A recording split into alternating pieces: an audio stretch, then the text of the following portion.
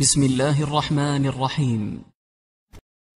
الحمد لله والصلاة والسلام على رسول الله. اما بعد، برادران و خواهران، سوال نمودند که حدیث هایی که انسان را در حالت بیوضو بودن یا در حالت جنابت رسیدن یا در حالت حائضه بودن زن از تلاوت قرآن منع می کند، یعنی حدیث هایی که بیان می کند که انسان بی طهارت، یعنی بی وضو، انسانی که جنابت دیده است و این زنی که حائضه هست تلاوت قرآن نکنند، این چنین حدیث ها و این چنین روایت ها آیا صحیح است، آیا درست است، آیا عمل کرده می شود یا ضعیف است؟ بارک الله فیکم. این سوال بود.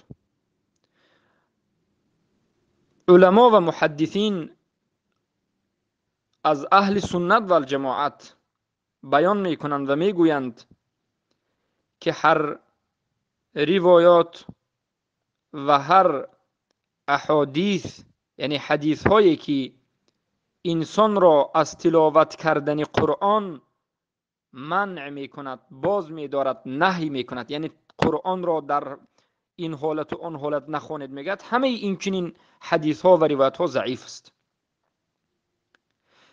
اگر شما یگان حدیثی را دیدید که آمده است که در حالت بی وضو بودن، در حالت بی طهارتی انسان نباید قرآن خواند، قرآن خواندنش جایز نیست، همچنین حدیث را دیدید، دانید که ضعیف است.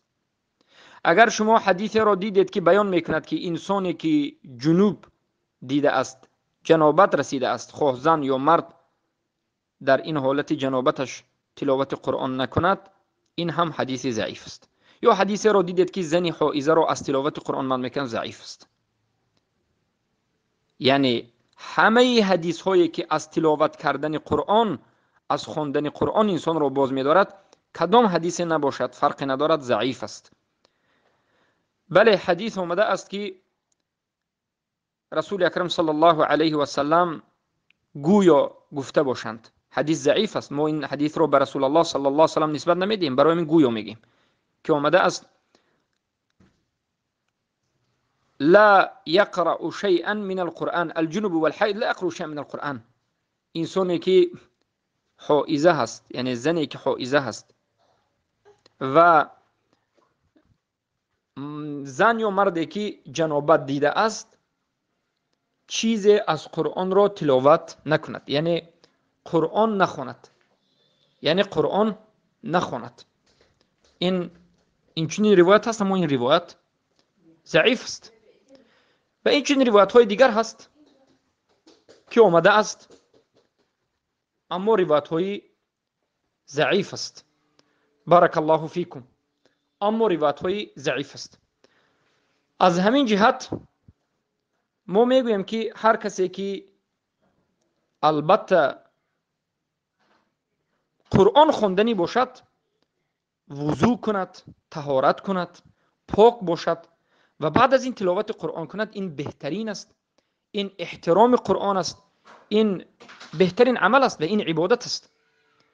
اما انسانی که طهارت یا وضو ندارد، انسانی که یعنی در حالت جنابت است، یا انسانی که یا زنی که حائضه هست، اگر خواهد که تلاوت قرآن کند، البته تلاوت کرده میتواند و تلاوت کردنش درست است و صحیح است و هیچ کس این چنین انسان را گفته نمیتواند که قرآن را تلاوت نکن. انسانی که به طهارت است یا به وضو است، انسانی که جنابت دیده است، انسانی که یا زنی که حائضه هست، تلاوت کردن قرآن برای اینها درست و صحیح است. حدیثایی که تلاوت قرآن را از برای اینها منع میکرد حدیثای ضعیف است. 4-5 حدیث است که همه اش ضعیف است. و مسئله دوم، کسی که وضو ندارد آیا قرآن را به دست گرفته میتواند؟ در این مسئله بین علما اختلاف است، لیکن قول راجح بله، انسانی که طهارت ندارد، یعنی وضو ندارد، قرآن را به دستش گرفته میتواند. البته وضو گرفتن و در حالت با طهارت بودن به دست گرفتن قرآن یا که دست دادن به قرآن افضل است و بهتر است و انسان باید همیشه با وضو باشد. اما کسی که وضو ندارد اگر به دستش قرآن را گیرد البته یگان گناه نکرده است و این جایز است.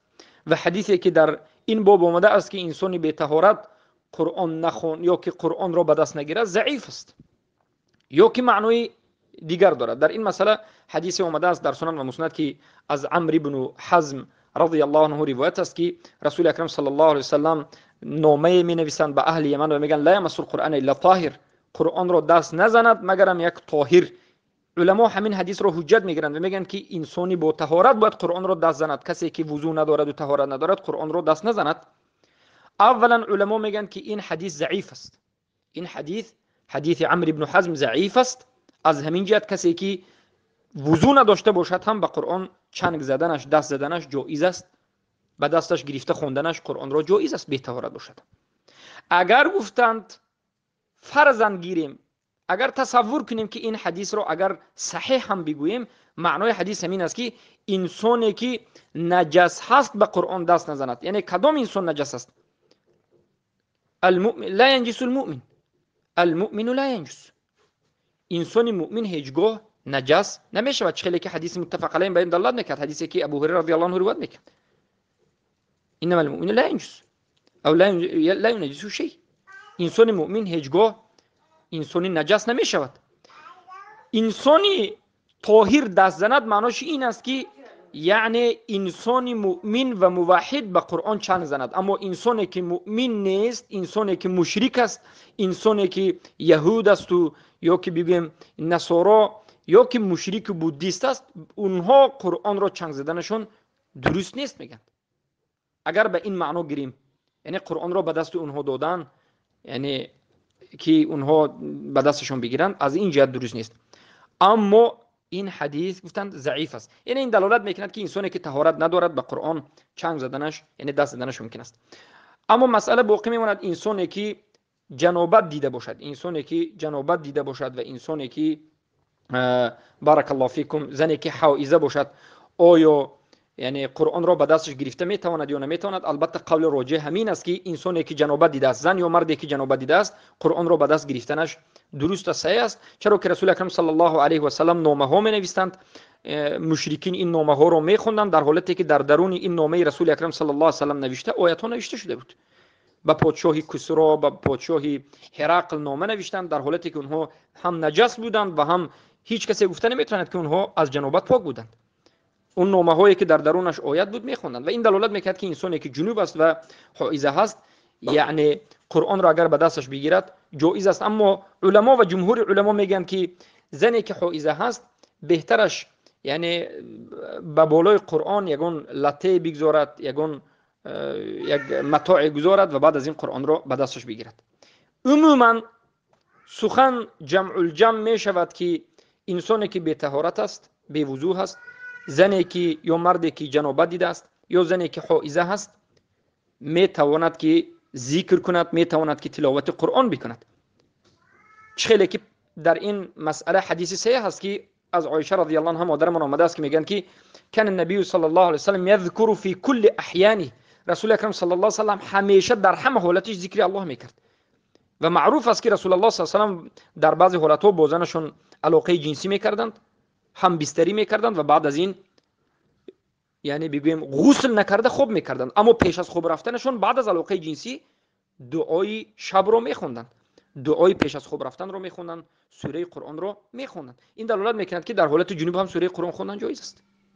یا که حدیث در بالای حائضه بودن زن که ذکر میکنه دو تلاوت قرآن جایز است. حدیثی که از مادرمان عایشه رضی الله عنها روایت شده است که رسول اکرم صلی الله علیه و آله میگن افعلی ما يفعل الحاج غیر ان تطوفی فی البیت بالبیت، یعنی ای عایشه رضی الله عنها هر آن چیزی که حاجی میکنه تو هم بکن، فقط در گرد خانه کعبه در حالت حائضه بودن طواف نکن.